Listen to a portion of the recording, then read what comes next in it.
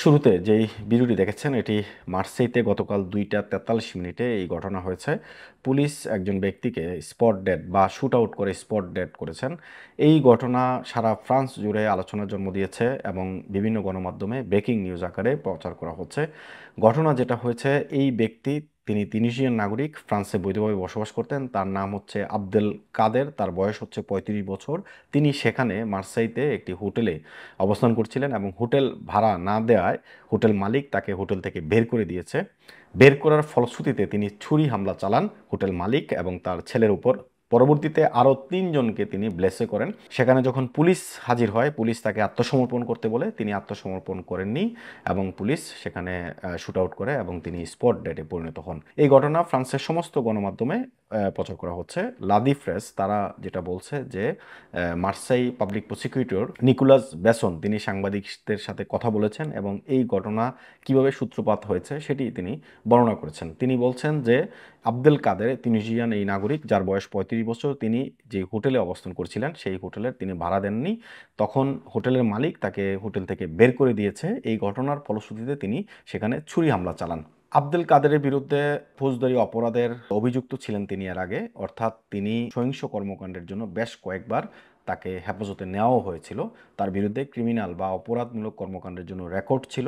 তিনি এর আগে আগস্টের শেষের দিকে তিনি হেরাল্টে সিটির একটি মসজিদের সামনে ইহুদি বিরোধী মন্তব্য করছেন এবং ফ্রিপেক ধারা 40-এর আওতায় তাকে হেফাজতে নেওয়া হয়েছিল। ফ্রান্সের স্বরাষ্ট্রমন্ত্রী বুনুরুতেও তিনি ঘটনাস্থল পরিদর্শন করেছেন এবং পুলিশ স্টেশনে, মার্সেই পুলিশ স্টেশনে গিয়েছেন। সেখানে পুলিশ কর্মকর্তাদের সাথে কথা বলেছেন এবং যেটা বলা হচ্ছে যে এই যে ঘটনায় এখনও পর্যন্ত কোনো ধরনের মামলা রুজু করা হয়নি, কারণ এই যে ঘটনাটা হয়েছে সেটার সাথে মৌলবাদের সম্পৃক্ততা আছে কিনা সেটা আগে দেখা হবে।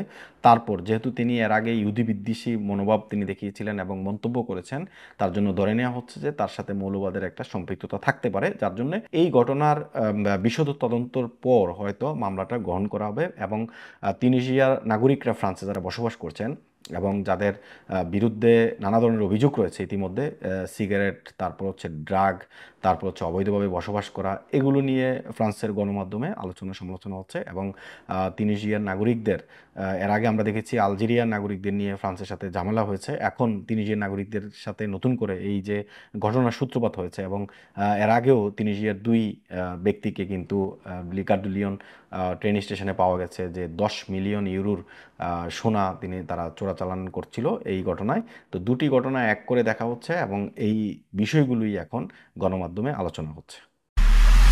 এমআইবি সংবাদ ও সংবাদ সংশ্লিষ্ট অনুষ্ঠান দেখতে ভিজিট করুন www.mibtelevision.tv ও facebook.com/mibtelevision.tv এবং সাবস্ক্রাইব করুন youtube.com/mibtelevision এ।